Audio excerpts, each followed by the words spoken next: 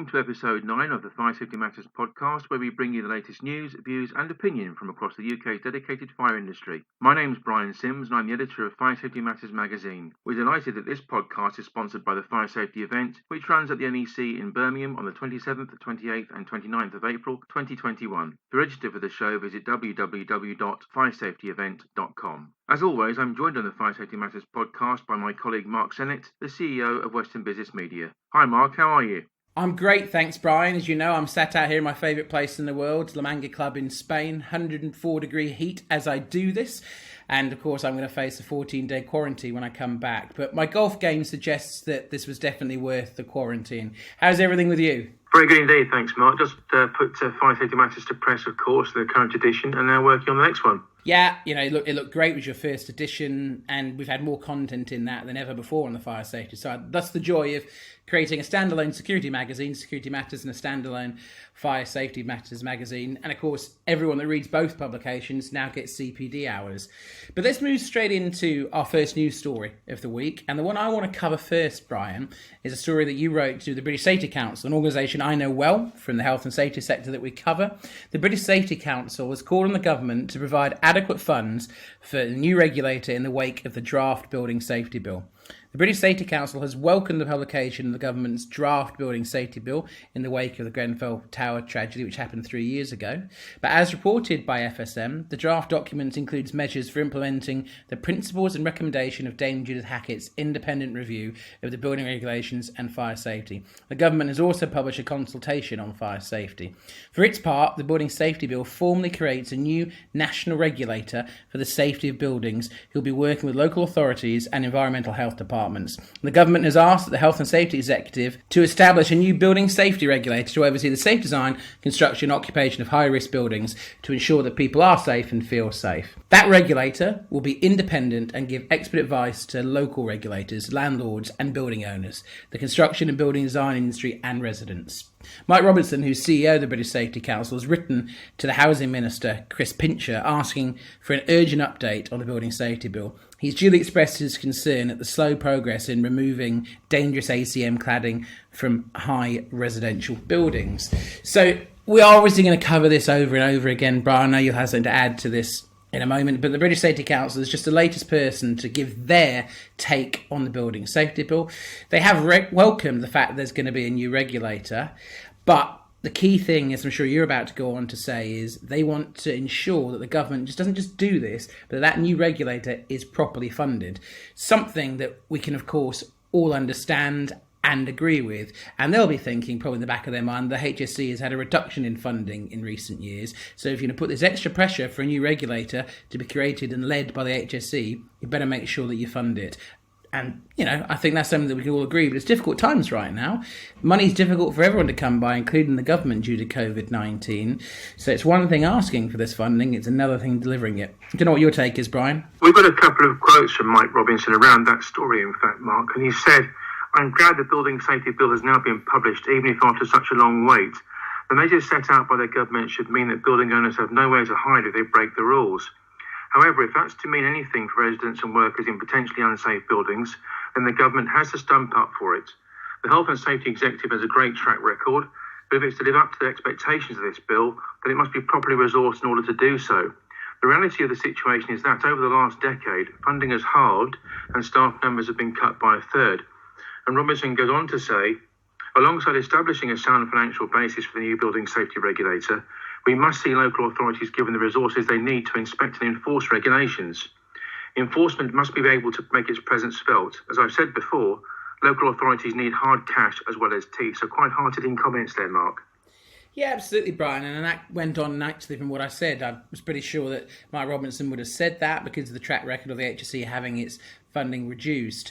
So we await with bated breath any response. I'm not sure the government are going to give anything other than some mild reassurances on that. But we'll keep an eye on it, and that bill continues to go through the draft stage and some way off from being delivered. So going back to you, Brian, what story do you want to cover this week as your top story? Is it something to do with the London Fire Brigade, Mark? The Brigade's written to all major housing providers in the capital, urging them to put plans in place ahead of the new fire safety legislation that's coming into effect. The Fire Safety Bill clarifies that external walls fall under the fire safety regulations that the Brigade enforces in London under the Regulatory Reform Fire Safety Order 2005, of course. The much discussed Fire Safety Bill is currently going through Parliament and will become law once it completes the parliamentary process. For its part, the London Fire Brigade letter sets out what the Brigade expects from housing providers, including actions they should be taking now in readiness for the new laws, Mark. The letter strongly advises building owners to consider the risks of any external wall systems and fire doors in their fire risk assessments, regardless of the height of the building. It also states building owners should check the external wall systems meet an acceptable standard of safety and don't contribute towards the external spread of fire. Now, London Fire Commissioner Andy Rowe has said, and I quote here, "This legislation will make clear what fire and rescue services can enforce in purpose-built blocks of flats, and we'll use our powers in full to protect people in their own homes. We're writing to housing providers now in order to make sure they're ready and prepared such that we can work together for the safety of Londoners." Alongside this, Mark, the Brigade has welcomed the launch of the government's consultation on fire safety and also the publication of the draft Building Safety Bill, which sets out plans to improve building and fire safety regulations themselves. Those plans include the introduction of a Chief Inspector of Buildings, will be tasked with enforcing the new rules and take strong action against those who break them. The consultation is all about proposals to strengthen the fire safety order previously mentioned, implement the Grenfell Tower inquiry recommendations, and also embolden the regulatory framework for how building control bodies consult with fire and rescue authorities. For those readers of Fire Safety Matters who wish to contribute their views to the consultation, the process is open until October. The London Fire Brigade is calling the government to design a new building safety system to prevent tragedies rather than react to them. On that basis, Andy Rowe and his colleagues welcome the publication of the draft Building Safety Bill, Mark, and the launch of the consultation itself. They're extremely pleased to see the changes which have been laid out, particularly so the introduction of a new regulator for building safety. Now, London is, of course, unique, Mark, in the complexity of its built environment, with a higher proportion of private sector buildings, more complex ownership structure of buildings, and buildings which are more likely to require more complex works, in fact. 65% of buildings that will be in the scope of the new regulator actually reside in the capital. And key changes, Mark, set out in the draft Building Safety Bill include the introduction of an accountable person. They'll be responsible for keeping residents safe in high-rise buildings and must listen and respond to residents' concerns. Residents and leaseholders will have access to vital safety information about their building, while new complaints handling requirements will be introduced. I mentioned the new regulator for building safety within the Health and Safety Executive. They'll be tasked with ensuring that accountable persons are carrying out their duties properly. And importantly, Mark, the government will have new powers to better regulate construction materials and products and ensure that they're absolutely safe to use. So ultimately, there's a good deal of information to digest there, Mark. There's a lot to take in there, Brian. Like any time that you cover a story, we sort of get bang for the buck in terms of the detail behind that. Let's just start off with a very simple, basic point. That consultation is open until October 2020, and we certainly hope as many people give feedback as possible. Now, this is the single biggest change, the biggest improvements to building safety in nearly 40 years in our country. And the whole point of it is putting resident safety as a main priority. Now, a stat that you said in there that I thought was fascinating, and to be honest, I hadn't really appreciated. You said that 65% of buildings that will be in the scope of that new regulator are actually in London itself. That just shows how much high-rise buildings there are in London, and precisely why Commissioner Rowe is urging everyone to get ready for this. It is absolutely key that this regulation is taken seriously and that people are prepared for it. And it was an obvious first step for them to write to all the major housing providers across the capital to get ready for this. So, as we've said in the last podcast, there's a lot of change going on right now. It's actually a really exciting and interesting time to cover fire safety with both acts that we just talked about, whether it's the Fire Safety Bill or this new Building Safety Bill. This is, as we said, the biggest change to legislation in 40 years. And I think I said on the last podcast, many Conservative governments have been accused of not wanting to put more red tape in or to regulate. Well, that's out of the window post-Grenfell, and these things are coming in thick and fast. And the industry has certainly got a strong voice in this. People like the Fire Sector Federation, the Fire Industry Association, ASFP, they've all been involved in this, and now you can see London Fire Brigade getting their 2 cents across as well. So, yeah, big story that, Brian, a lot of depth in there and an interesting couple of statistics. It seems now like a natural segue for you to say who our first guest is this week. Can you tell everyone who you've got for us? Our first guest on this episode of the Fire Safety Matters podcast is Roy Wilsher. Roy is chair of the National Fire Chiefs Council, a role which he began back in April 2017. The holder of a first-class honours degree in fire safety engineering, Roy began his career in the fire service in 1981, becoming a chartered engineer in 2000. A year later, Roy was appointed as project lead for the restructure of the London Fire Brigade. Roy has also held the role of Chief Fire Officer at the Hertfordshire Fire and Rescue Service. Earlier this week, I was delighted to chat with Roy about several key topics, among them Dame Judith Hackitt's independent review of building regulations and fire safety, the draft Building Safety Bill, and also how fire and rescue services across the nation have fared during the COVID-19 pandemic.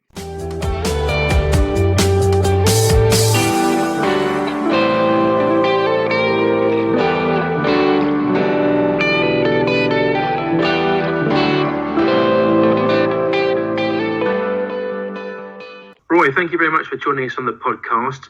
For the benefit of the readers of Fire Safety Matters, could you outline the National Fire Chiefs Council in terms of how it was formed, its structure, and also its key roles and responsibilities? Yes, so the National Fire Chiefs Council, we were created back end of 2016, coming to real formation in April 27. People might recall the Chief Fire Officers Association. One of the difficulties we had, we knew that it was getting more and more work for a single person. We used to have a part-time president that was also a Chief Fire Officer. The lack of real national institutions for fire, we were trying to take on more work. We introduced a full-time chair, and also expanded from an 8-person board that used to run CFOA into a full Chiefs Council. Decisions and discussions were amongst all the chiefs, 50 chiefs in the UK. Plus, one area manager and above was automatically a member of the National Fire Chiefs Council. At the same time, in England, the Chief Fire and Rescue Advisor's position was taken away by central government.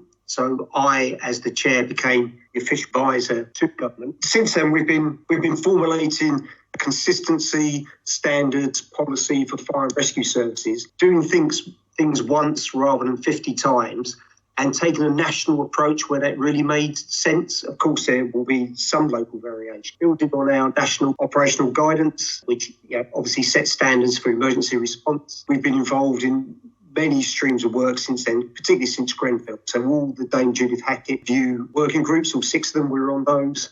I've been a member of the expert panel since Grenfell. We support the Fire Standards Board. So our job really is to support each other, support fire and rescue services, provide consistency and standards, and really give the proper professional and technical advice from a fire and rescue point of view to anyone who needs it, really. What do you believe to have been the key findings of Dame Judith Hackitt's independent review of building regulations and fire safety, Roy? Well, it was wide-ranging, as you know, and as I've said already, we were involved in every one of the work streams. I think what became, it's probably clear to all of us when Grenfell happened, but the thing we really agree with Dame Judith is our building safety, our building construction system is completely broken. Maybe a bit naively, but when you saw external wall system, cladding system fires in other parts of the world, Dubai and that, part of me still wanted to think that our building regulations and our control systems were so good that that wouldn't happen in this country. Obviously, it's become very clear that the cladding system on Grenfell Tower, plus many others, never has and never will comply with building regulations. It's fairly simple. There's about 16 words that the law of this land, the external wall of a building shall not spread fire externally. It's why it happened and how it happened will come forward. But all those strengthen the role of a regulator, the competence, the lack of competence we see sometimes in building construction now, product testing, welcome, we support sprinklers and welcome introduction of sprinklers. So I know Dame Judith didn't cover that particularly, but we really support sprinklers, a clear duty holder. There's many things we agree with. Few things we didn't agree with. A very narrow focus on high-rise buildings. I think a major failing with all the work that's gone on since is real concentration on high-rise means high risk. Now, we don't necessarily agree with that. We think it can be. It depends how your building is built and how it's maintained. There's plenty of other vulnerable areas, care homes, hospitals, sheltered housing that we need to concentrate on as well. So We're a little bit concerned that too much concentration is going just into high-rise buildings. There are other risk factors. You might recall that no one really speaks about the Joint Competent Authority anymore. We now got the Building Safety Regulator. So one or two concerns, but mainly great support for the Hackett review. What are your views on the draft Building Safety Bill and indeed the Fire Safety Bill, Roy? Do you think the documents hit the right notes at this point? The two bills, the Building Safety Bill and the Fire Safety Bill, mostly we welcome what's going on. I think if I start with the Fire Safety Bill, clarification on doors to flats, apartments being part of common parts, that's something we've always believed. As I've said to government before, fire safety in buildings, Janet and John says you need 2-door protection to a staircase, and one of those is the door to a flat. So we've got the clarity coming now. So introducing external wall systems to the fire safety bill, we welcome that.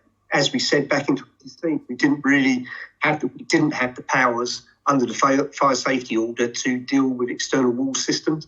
Nor really did the Housing Act. It's taken a lot of work to get us to work on those areas between us and local authorities. So we welcome that. I think there's a few things in that particular bill or act, the fire safety bill, that need some clear definition again. So what is a building? Sounds strange, I suppose, to people who aren't technically minded, but a building really needs strong definition. Same as common parts. We don't want another situation where we're discussing whether the doors to apartments are part of common part. What is a structure? So it's clear that in terms of the building safety bill, I think something, maybe your listeners will realise this, but what many people don't realise is that fire safety is just one part of that bill.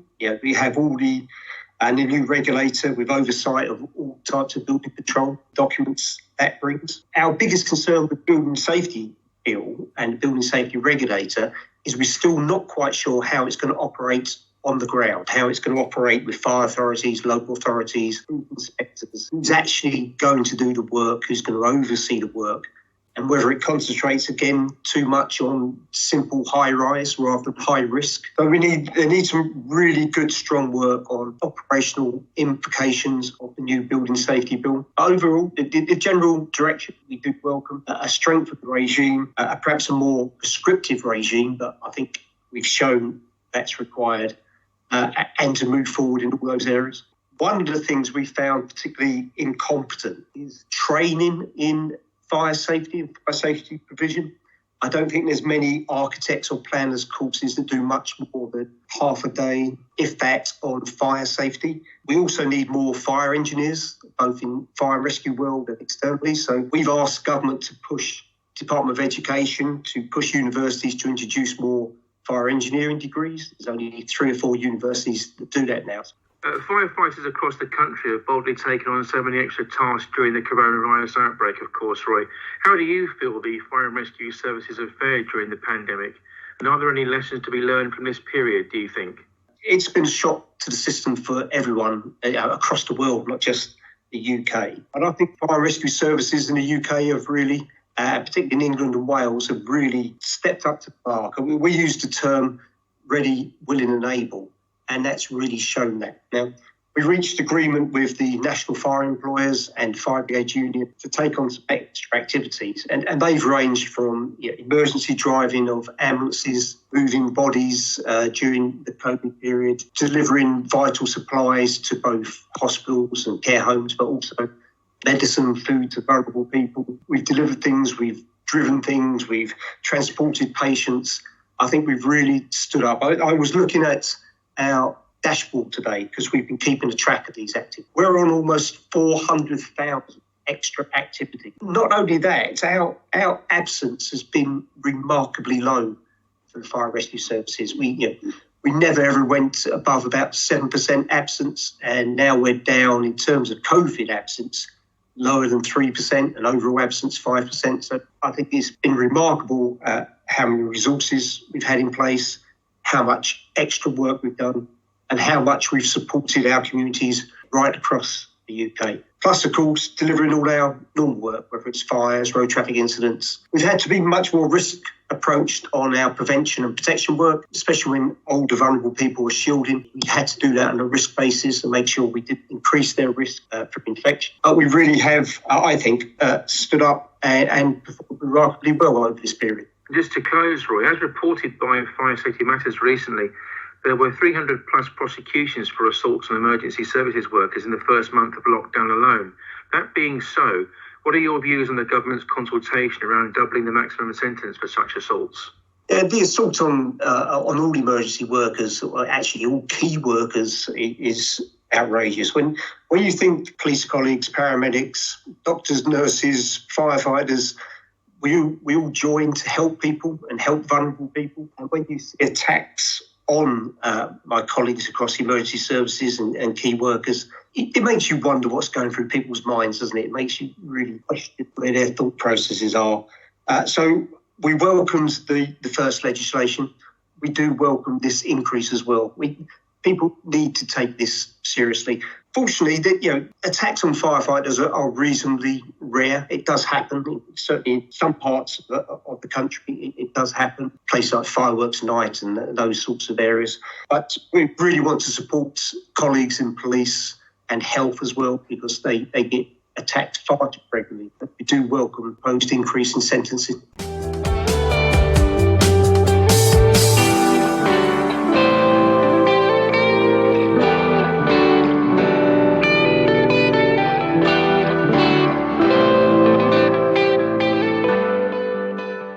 Well, it was a real pleasure to have Roy Wilshire on the show this week. He's about as big a name as you can get in the fire sector, and I hope everyone found that as useful and as interesting as we did. But now we shift our focus back to the news, and we'll stay with firefighters. And my take on this might be a little bit controversial, so we'll see. So firefighters and control staff have been offered what they're referring to as an insulting 2% increase from employers. The Fire Brigade Union, the FBU, has condemned a 2% pay offer from employers, labelling the figure insulting to frontline firefighters and control staff. The pay uplift is below that for teachers, doctors, dentists, police and prison officers. The offer is on a par with judges, senior civil servants and members of the armed forces. The FBU has slammed the fire service employers and chief fire officers for failing to value the work that their staff do, and criticised government ministers for failing to step in to ensure firefighters are properly rewarded in this year's pay round, especially in the light of the extra work they've taken on to deal with the COVID-19 crisis. After a meeting of the FBU's Executive Council, it's been recommended that the money be immediately paid to staff, as it will be better in the pockets of firefighters and control staff than sitting in employers' reserves. The pay offer will now go out to consultation for 28 days, during which time firefighters and control staff will be able to discuss the offer with trade unions at meetings and in workplaces across the UK. The FBU will talk to members about their options to campaign for better pay over the next year, including the potential for industrial action. And gosh, Brian, we can all remember the very recent firefighters' strikes, all to do with the pensions that went on and on and on. So we certainly want to see if we can avoid that situation again. Firefighters have taken on an additional 14 areas of work in response to the coronavirus pandemic. An agreement was reached on the 26th of March that allowed them to drive ambulances, deliver vital supplies to the elderly and vulnerable, and move the bodies of deceased. Since then, a number of further activities have been agreed, including the assembling of personal protective equipment, PPE, and training care home staff in infection prevention and control measures around COVID-19. Despite this, fire service employers have offered the same pay settlement as last year, when pay rises for firefighters and control staff were actually, as I've said before, increased by 2%. After a decade of pay restraint, firefighters are around £4,000 worse off in general than they were in 2010. So my take on this: I can completely understand and credit to the union that you should always fight for workers' rights and to get the best pay possible. I don't think respect for public service officials such as firefighters and frontline healthcare staff has ever been higher. But we are in a pandemic. It is true to say that they've taken on more work. You could also say plenty of people and plenty of businesses have taken on a lot more work. I know in our company, we've taken on a lot more work just to survive, because it really is about that, Brian. It really is about fighting to economically survive. And in terms of life, it actually could be in certain cases, in many cases, fighting to survive with your health. Now, I fully support the job that firefighters do, and I want to see them get the best pay they can possibly do, because they risk their lives every day that they go out to go to a fire to protect us. But at the same time, they have been offered a pay rise. Many people across the country will not be offered a pay rise. Many are losing jobs left, right and centre. Many have been furloughed. Many continue to stay furloughed. So I think at this point, I'm not sure that the general public is necessarily going to stomach anyone saying, no pay rise is enough, it needs to be higher and higher. And I think this would be the wrong time to strike. I'm not saying they don't deserve more money, but right now, a time when the government has got to do all the things it's got to fund, from the furlough scheme due to an economy that's absolutely tanking because of this pandemic, I just don't think this is the right time for a union to get on a soapbox to say we want much higher pay right now when people are losing their lives and losing their jobs across the country. Do you know what your take is, Brian? Well, Matt Rackmark has had much to say on this matter, as you can imagine. He's the FBU's General Secretary. Matt said, firefighters and control staff were due a pay officer on 1st of July. Nearly a month past that deadline, fire service employers have made an offer. There's absolutely no excuse for making our members wait like this. Sadly, the offer reflects the fact that employers simply don't value the vital and life-saving work our members undertake every day, nor the extraordinary lengths many have gone to in aiding the coronavirus response. Government ministers could have stepped in to ensure our members would be properly rewarded in this year's pay round, but they chose to stand idly by. Now, Matt Racks also said, the chief fire officers who advise employers during pay negotiations must also bear some responsibility for the desperate situation facing our service and those who work within it. Throughout the past decade, they've done absolutely nothing to challenge the brutal austerity policies of central government, which have continued to rob our service of investment and resources. This pay offer doesn't address the needs of FBU members, whose wages have still not recovered from years of pay restraint. However, firefighters and control staff desperately need an improvement in their living standards, and this money will be better in their pockets than sitting in employer reserves. In conclusion, RAC said, we will now consult firefighters and control staff on the offer and discuss campaigning options around issues of pay and conditions over the coming year, including various forms of industrial action, as you said, Mark. So much to discuss there. Yeah, Brian, I think I just ran off by probably reminding Matt Rack something that he already knows. There isn't a bottomless money pit here. As I've said, I'm completely behind firefighters getting the best pay possible, and the job they do is phenomenal. They do a far more noble profession than I do. They risk their lives, and they are an essential public service that protects property and saves lives. So they've fortunately been given a pay rise offer. As I said, I just don't think it's going to sit well right now in the middle of a pandemic, them threatening industrial action to get an even higher pay rise. This will be the second consecutive year they've had a pay rise. So, Brian, let's move on to your final news story of the week. What have you got for us? Well, in its role as the UK's national standards body, Mark, the British Standards Institution, the BSI, has announced a new national standards programme that's all about raising professional competence in the built environment sector. The standards themselves aim to tackle the competence challenges identified by Judith Hackett during the independent review of building regulations and fire safety, and as outlined in the Building a Safer Future document. They're part of the package of measures recommended by the steering group of competence for building a safer future, which were set out in Raising the Bar. The government-funded programme is designed to support the delivery of regulatory policy and the new regulated roles responsible for building safety, as set out in the draft Building Safety Bill, which we discussed already. It includes an overarching competence framework standard for everyone working on a building. The intention here, Mark, is really for this to be used by key professions and trades, including fire risk assessors, designers, contractors, building managers, and others in specialist technical or corporate roles. The framework itself will provide a set of core principles of competence, including a focus on fire and life safety, of course, leading and managing safety, communicating safety, delivering safety, risk management, regulations and processes, building systems, and also ethics. The framework will be developed and made available for use from this autumn. After 3 planned periods of public consultation and refinement, it will then be published as a British standard. It will also include a set of competence requirements for the 3 newly regulated roles, namely those of principal designer, principal contractor, and building safety manager.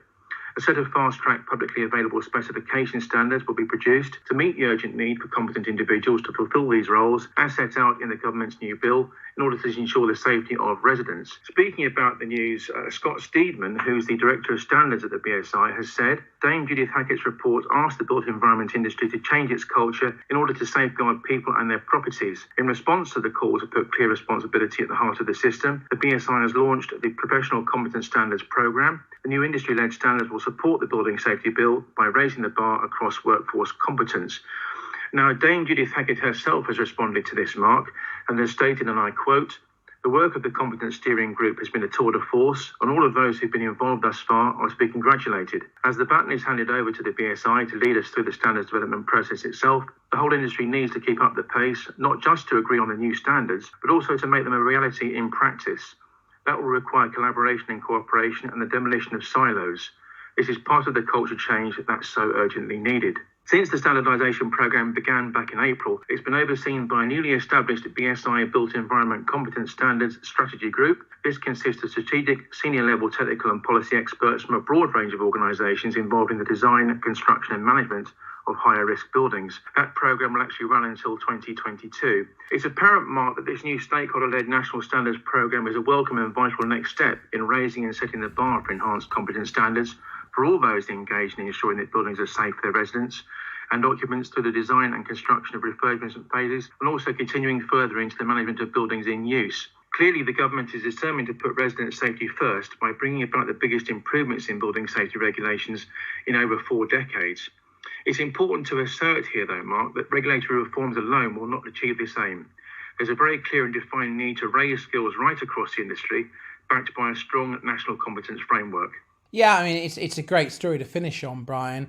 On previous episodes of the Fire Safety Matters podcast, we've talked a lot about competency and standards. We've had BAFE on, we've had Ian Moore from the Fire Industry Association on as well. As I've said a couple of times, competency is the key word, the key buzzword since the Hackett review. In my opinion, every meeting that I sit on, the Fire Sector Federation, that comes up. They have a working group on it. Now, one of the things that you said on there, Brian, was that the BSI will also include a set of competency requirements for the 3 newly regulated roles, which, as you said, were principal designer, principal contractor, and building safety manager. These key roles have an overarching responsibility for the main activities affecting building and life safety at each stage of the building's life cycle, which is, the design, construction, operation. They require enhanced competencies in addition to any discipline-related competencies relating to their overarching role to ensure that the design intent given to the building is maintained and that work is employed and used in its design, construction, refurbishment, maintenance and operation is suitably competent. So as we come back to that, Brian, competency, that's the buzzword. That's what everybody is talking about. Dame Judith Hackett review. So that moves us on nicely now to our regular recurring guest, Warren Spencer. As many of you know, Warren has done more prosecutions under the fire safety order than anybody else. He's managing director of Blackhurst Budd Solicitors. And this week, I actually had a really interesting conversation. We've seen some feedback online to him from the podcast, which is talking about prohibition notices. And one thing that's come up is people can't understand why the fire brigades don't just shut down buildings or properties once there's been a prohibition notice issued. But as Warren will tell you, it's not as simple as that.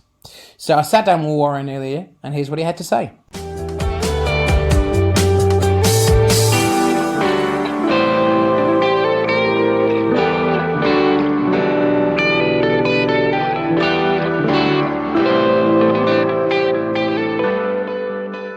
Morning, Warren. How are you? I'm good, thank you, Mark. You? Yeah, all good, thank you.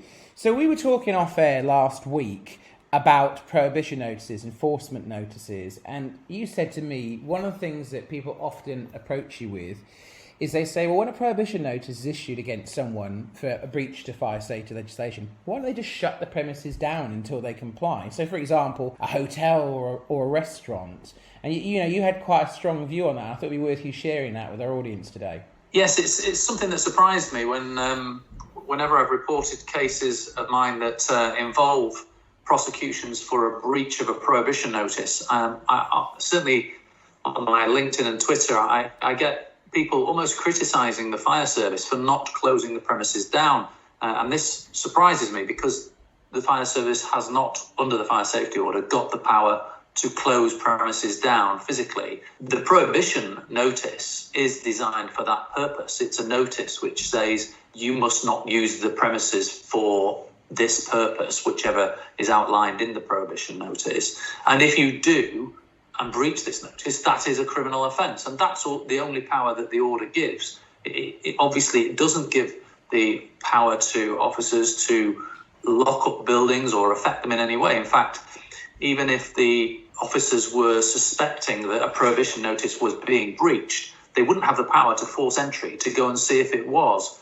the fire safety order just does not give them any power of entry or forcible entry in that regard. So all the fire service can do is issue a prohibition notice, which is a notice saying do not do this, and on that basis, if the defendant carries on doing that, they will be prosecuted. And so when I see people saying, why didn't they close the premises down, I'm somewhat confused at that ideology as to what more the fire service can do.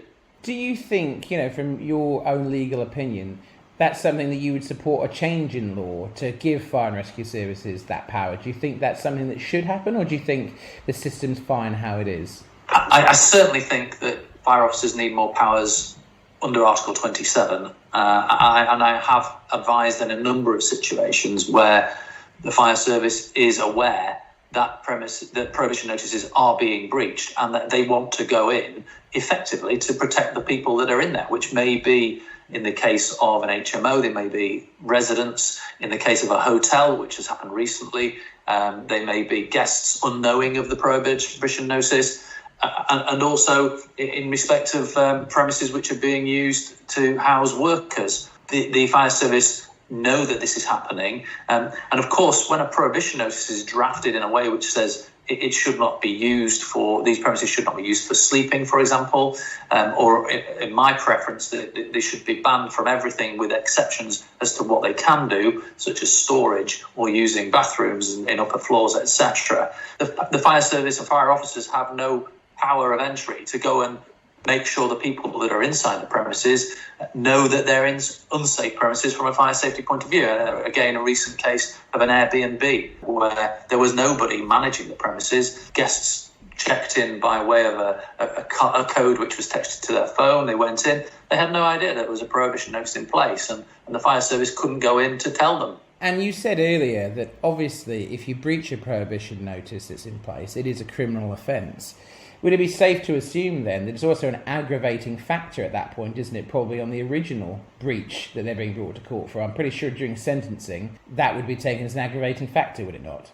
It definitely does. It's one of those offences that judges pick up on and say, if you're not going to obey orders like this, then we're going to punish you more severely for that.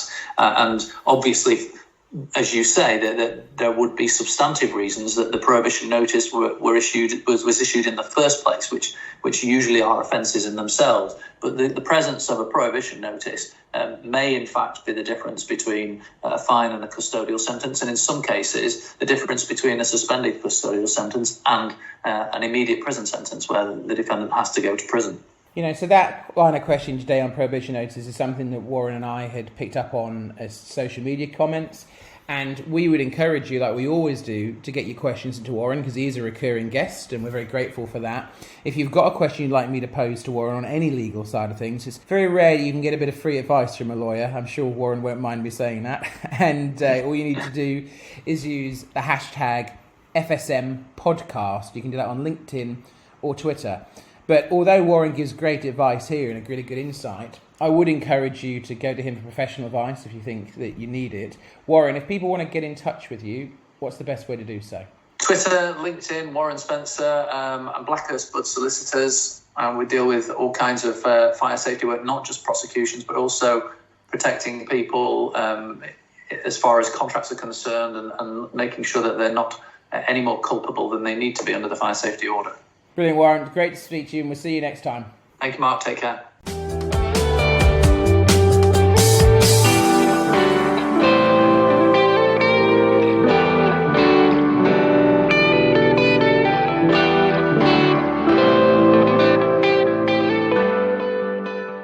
Our final guest on the podcast this time around is Adam Welton, the founder and director of Nottingham-based fire safety solutions developer LAN Control Systems, itself part of the Helmer group of companies. Adam is a recognised specialist in fire security and BMS, with over 30 years' experience in engineering, design, servicing, sales and product management. Mark interviewed Adam to find out his take on all of the latest developments in the field of fire alarm management systems and how the cloud is now playing its part in this particular arena.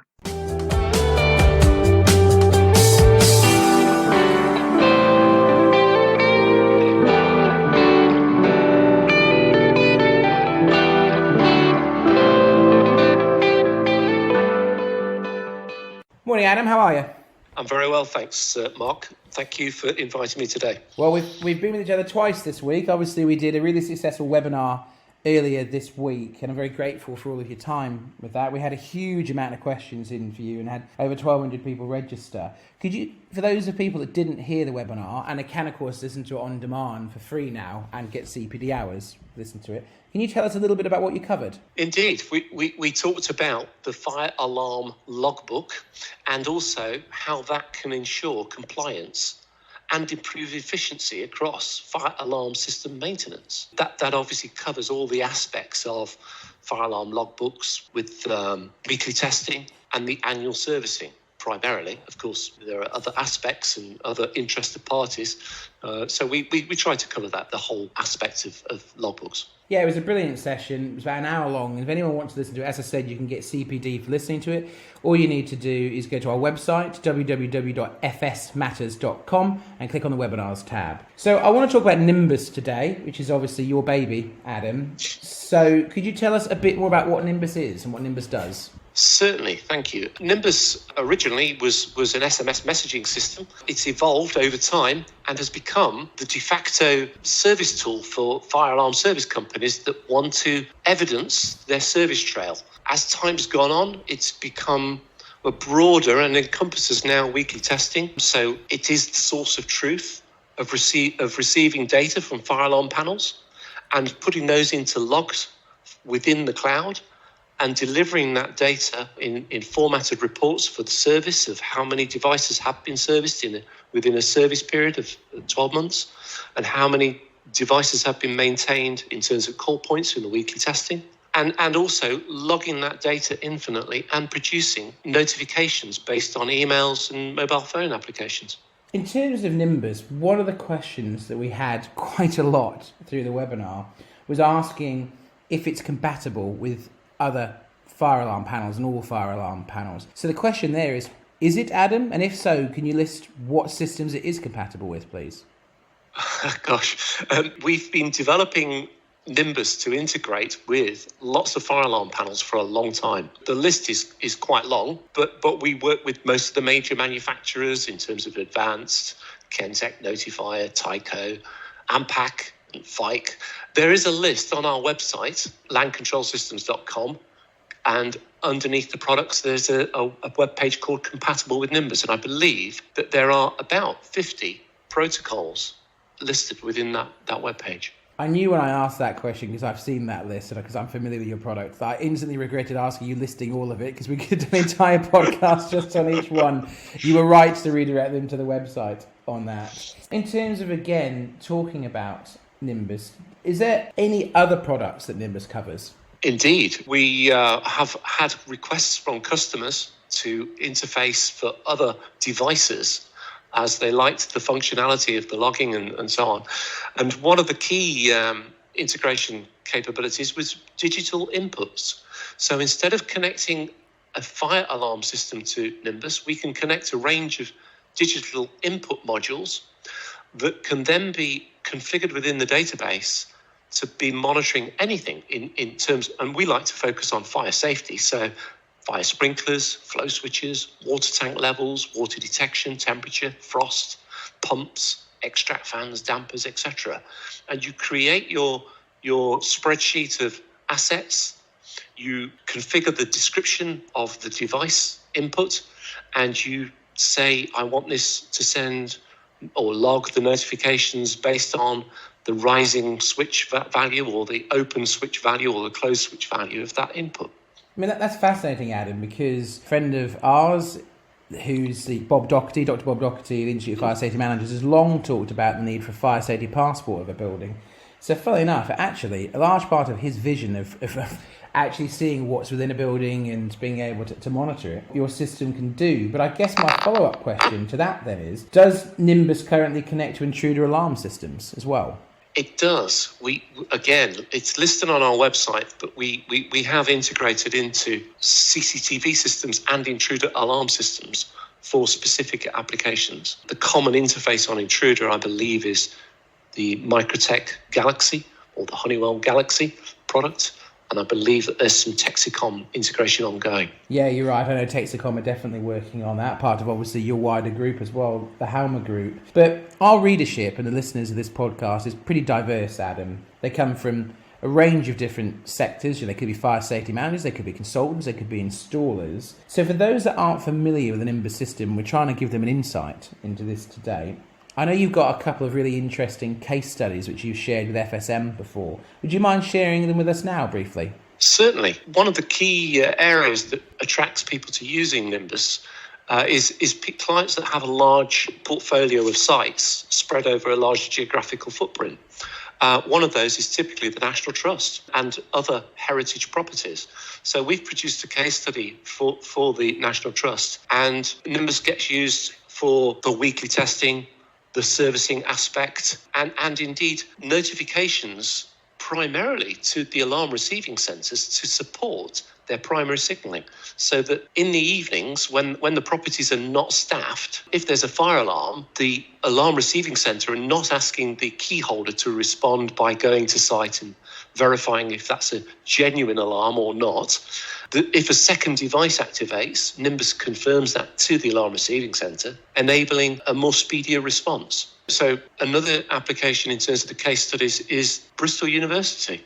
Bristol University have a large amount of sites, 40 or 50 sites now, I think, spread over the Bristol area. They accommodate some of the housing accommodation as well as the campus sites, and they all report back to a central location, to an application in their control location. So again, they have integration and visibility of all of their sites on a 24/7 basis. So Adam, if people want to find out more about LAN Control Systems or about Nimbus, what's the best way to get in touch with you? The best way is by email to sales@lancontrolsystems.com. We do have phone numbers, but obviously during the current situation, I think the emails are the preferable route. And in terms of obviously visiting the website, the LAN Control Systems website is www.lancontrolsystems.com. Adam, as always, it's been a pleasure to speak to you. I would encourage everybody that missed the webinar to watch it on demand. You said you did a great job on that. You can go fsmatters.com, look at the webinars tab, and the LAN Controls one is right at the top of the page, and you will get CPD if you watch it on demand. As always, Adam, my friend, great to hear from you. Thanks for your time today. Thank you, Bart. Bye-bye.